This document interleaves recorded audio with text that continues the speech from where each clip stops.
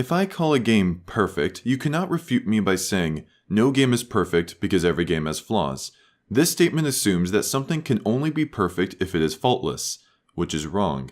There are other definitions of the word perfect that I could have been going by, which would render my usage of the word completely valid. These definitions are satisfying all requirements, corresponding to an ideal standard or abstract concept, as good as it is possible to be. Each one of these definitions are subjective. I have my own requirements, my own ideal standard, and my own perspective on what the best something can be is. So this statement in question falls apart if I was going by one of these three definitions. But most would automatically assume that I meant this definition, free from any flaw or defect in condition or quality, faultless. At first glance, I look to be in trouble. If this is the definition I was going by when I called this game perfect, then the next logical step would be to prove that there aren't any flaws or defects. However, this definition, just like the first three, is subjective. Let's say I called Super Mario Sunshine perfect by this definition. One may try to prove it isn't by showing what they believe is a fault, in this case, a glitch. While glitches are widely believed to be bad, this doesn't mean that they are factually bad, just the opinion of the majority.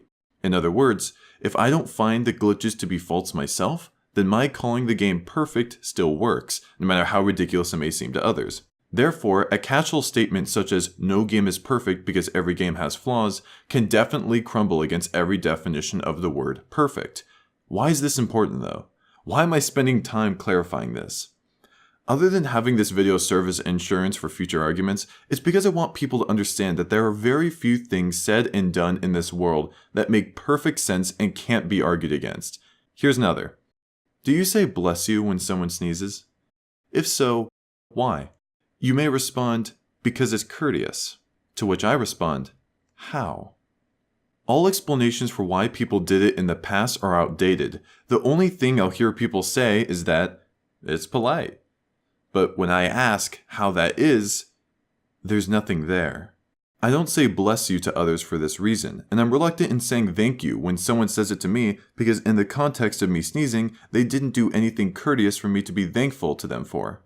It's so strange. How is it that I haven't met many people who have thought this through like I have? I made this video out of frustration because I want people to think about what they do and what they see in their everyday lives. If you wish to understand the world around you on a deeper level, then you should always be questioning why or how things are done. Once you get into that mindset, you'll begin to recognize and hopefully correct some of the nonsense that this world has to offer.